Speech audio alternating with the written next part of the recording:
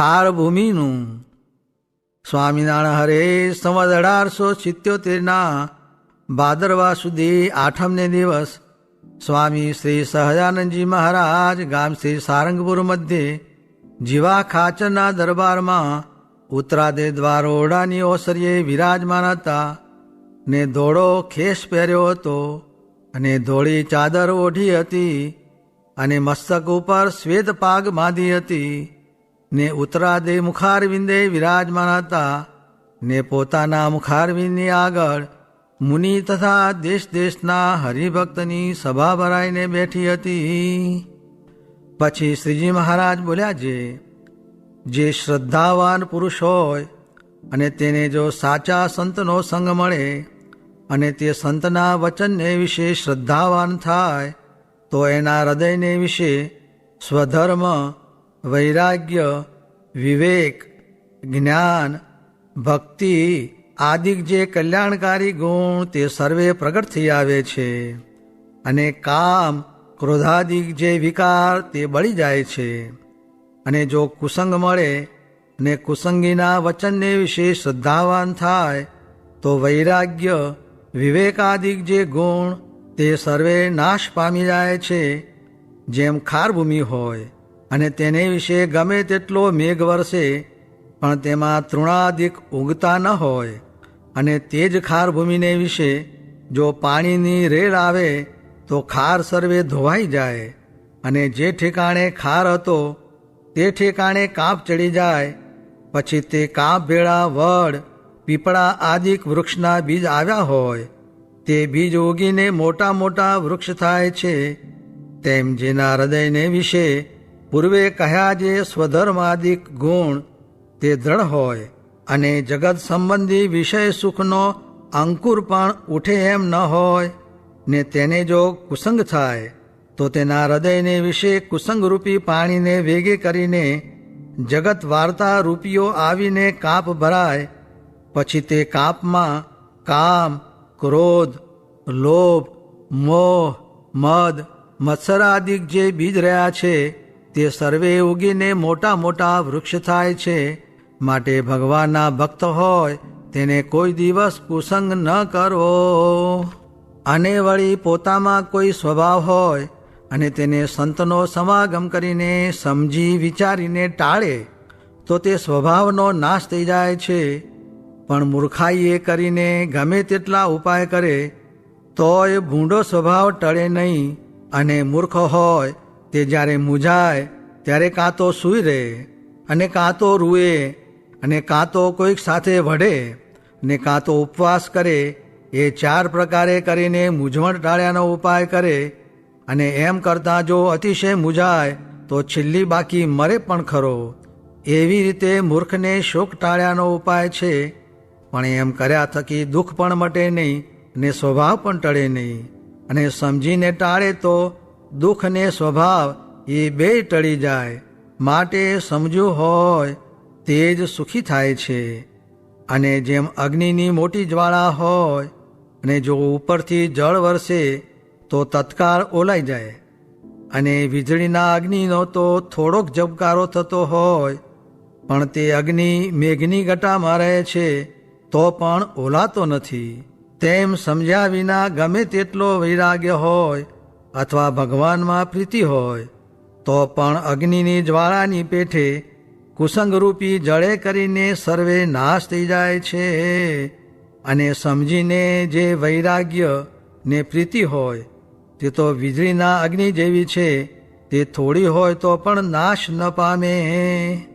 પછી નિર્વિકારાનંદ સ્વામીએ પૂછ્યું છે, હે મહારાજ, કોઈક પુરુષમાં ક્રોધાધિક ભૂંડા સ્વભાવ હોય તે ટળે કે ન ટળે? પછી શ્રીજી મહારાજ બોલ્યા છે, જેમ વાણિયો હોય તે જેટલો વેપાર કરે તેનું નામું માડી રાખે છે. તેની પેઠે જે દિવસ થકી સત્સંગ થયો છે તે દિવસથી જેણે નામું માંડી રાખ્યું હોય તેનો સ્વભાવ ટળે છે. અને તે એમ વિચારે છે, જ્યારે મારે સત્સંગ નહોતો ત્યારે મારે આટલો મલિન સ્વભાવ હતો અને સત્સંગ કર્યા પછી આટલો સ્વભાવ ઉત્તમ થયો છે. અને વર્ષો વર્ષ પોતાનો વધારો થતો હોય અથવા કાંઈ ફેર રહેતો હોય તે સર્વેને તપાસ્યા કરે, પણ મૂર્ખવાણીઓ જેમ નામું માડે નહીં તેની પેઠે ન કરે. એવી રીતે જે સત્સંગ કરીને પોતાની જો તપાસ કરતો રહે તો તેના જે સ્વભાવ હોય તે સર્વે નાશ પામી જાય છે. પછી મુક્તાનંદ સ્વામીએ પૂછ્યું, જે કુસંગ હોય ત્યારે તો ભૂંડો સ્વભાવ હોય જ, પણ સંતનો સમાગમ કરીને પછી મલિન સ્વભાવ આવી જાય છે, તેનું શું કારણ છે? પછી શ્રીજી મહારાજ બોલ્યા, જે જ્યારે બાળ અવસ્થા હોય ત્યારે કામ, ક્રોધ, લોભાદિક શત્રુ હોય નહીં, અને ભગવાનમાં પ્રીતિ પણ વિશેષ હોય. પછી જ્યારે યુવાન અવસ્થા આવે ત્યારે કામાદિક શત્રુનો વધારો થાય અને દેહાભિમાન પણ વધે. પછી તે જો જે સંતને વિશે કામાદિક શત્રુ ન હોય તથા દેહાભિમાને રહિત હોય એવા સંતનો સમાગમ રાખે તો યુવાન અવસ્થારૂપી સમુદ્રને તરી જાય છે. અને જો એમ ન કરે તો કામાદિક શત્રુએ કરીને પરાભવ પામીને ભ્રષ્ટ થઈ જાય છે. અને જેની પ્રૌઢ અવસ્થા હોય અને તે સત્સંગ કરતા થકા બગડે છે, તેનું તો કારણ એ છે જે મોટા પુરુષ હોય તેને વિશે જે જાતના દોષ પરઠે તે જાતના દોષ પોતાના હૈયામાં આવીને નિવાસ કરે છે. અને જો મોટા પુરુષના ગુણનું ગ્રહણ કરે અને એમ જાણે છે મોટા પુરુષ જે સ્વભાવ રાખે છે તે તો જીવના કલ્યાણને અર્થે છે, અને મોટા પુરુષ તો નિર્દોષ છે, અને મને દોષ જણાણો તે તો મારી કુમતીએ કરીને જણાણો છે, એમ વિચારીને સત્પુરુષનો ગુણ ગ્રહણ કરે અને પોતાના અપરાધને ક્ષમા કરાવે તો તે પુરુષની મલિનતા મટી જાય છે. પછી મહાનુભાવાનંદ સ્વામીએ પૂછ્યું, છે રાજસી, તામસી ને સાત્વિકી એ જે 3 ગુણના સ્વભાવ તે સાધન કરતા થકા ટળે છે કે નથી ટળતા? પછી શ્રીજી મહારાજ બોલ્યા, જે એ સર્વે સ્વભાવ ટાળ્યા ટળે છે. પછી વળી મહાનુભાવ આનંદ સ્વામીએ પૂછ્યું, જે દુર્વાસાદિક મુક્ત થયા છે તો પણ તે તામસી કેમ રહ્યા છે?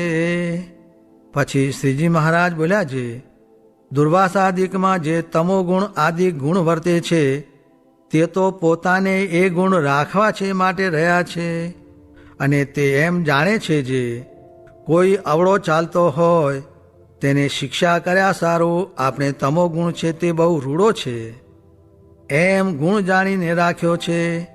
અને જ્યારે પોતામાં જે સ્વભાવ વર્તતો હોય ને તે ઉપર અભાવ આવે જે હું ભગવાનનો ભક્ત છું, તે મારે આવો ભૂંડો સ્વભાવ જોઈએ નહીં.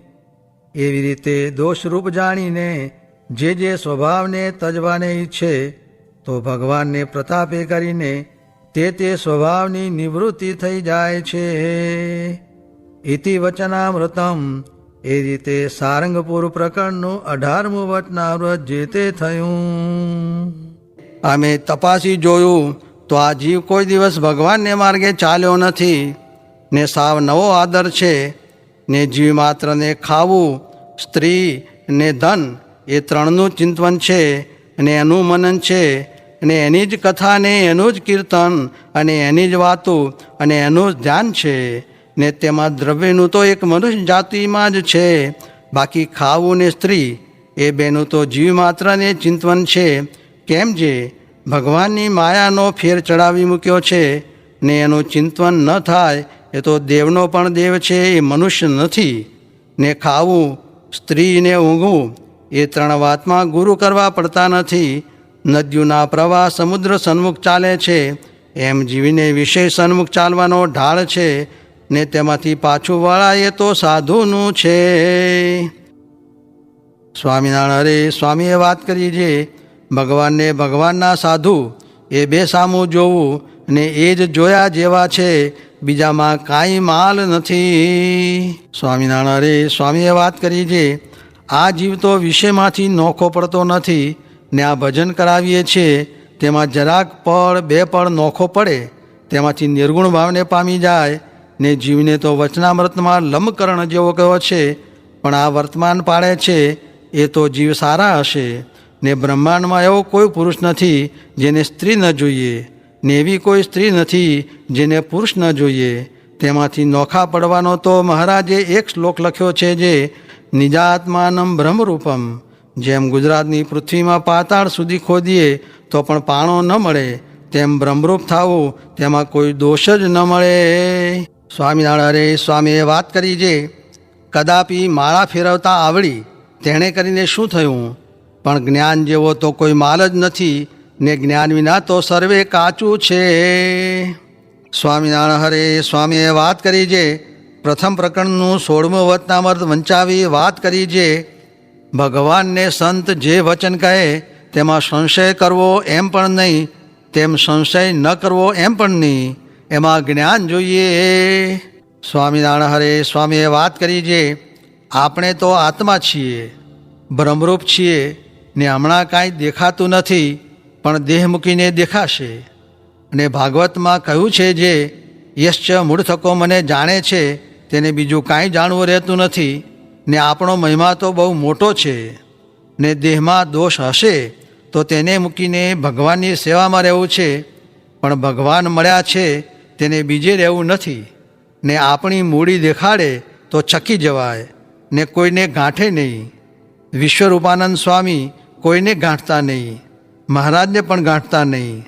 ને હમણાં તો મહારાજ પ્રગટ છે, તે સત્સંગી હોય તે જાણે, બીજાને જણાય નહીં. અને અમે તો જે આ વાતો સાંભળે છે તેને જ સત્સંગી જાણીએ છીએ, નીકળતો ભગવાન લુગડા કર્યા હોય તેને પણ સત્સંગી ગણતા નથી. સ્વામિનારાયણ હરે સ્વામીએ વાત કરી જે બે પ્રકારનું સુખ છે, તે એક તો જ્ઞાને કરીને સુખ્યા, ને એક તો ભગવાનની મૂર્તિના ધ્યાને કરીને સુખ્યા છે. ને સાંખ્યને યોગ એ બેમાંથી એક હોય તો સુખી થાય છે. સ્વામિનારાયણ હરે સ્વામીએ વાત કરી જે આ બધી વાતો સાંભળીને આટલું જ સમજવાનું છે જે હું તો આત્મા છું, અક્ષર છું, સુખાનંદ છું, ને દેહ ઇન્દ્રિયો અંતઃકરણ કુટુંબ એ સર્વે મારા નહીં, ને હું એનો નહીં.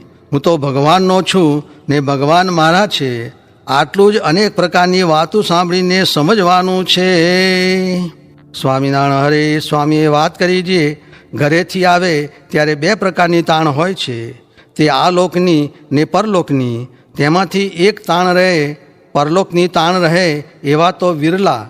કેમ જે એવા શબ્દના કેનારા ન મળે ત્યારે જીવ તે શું કરે, બાકી આ લોકમાં ચોંટાડે એવા શબ્દ ઘણા આવે. સ્વામિનારાયણ હરે સ્વામીએ વાત કરી જે વૈશાખ વદી એકાદશીએ શંકર પ્રસાદ આ ગામમાં આવતા માર્ગમાં અધર તૂટ્યો આવ્યો, તે મરી ગયો. એ વાત એક હરિજન પાસે કેવરાવીને કહ્યું છે. એમ મુમુક્ષુને તો સદાય કડકડાટી જ દેખાય છે, આ તો હમણાં ચાલ્યું જવાશે. ને મહારાજે પણ કહ્યું છે જે અમને તો એમ જ વર્તે છે જે આ પળમાં ને આ ક્ષણમાં દેહ પડી જશે, માટે ભગવાન ભજી લેવા.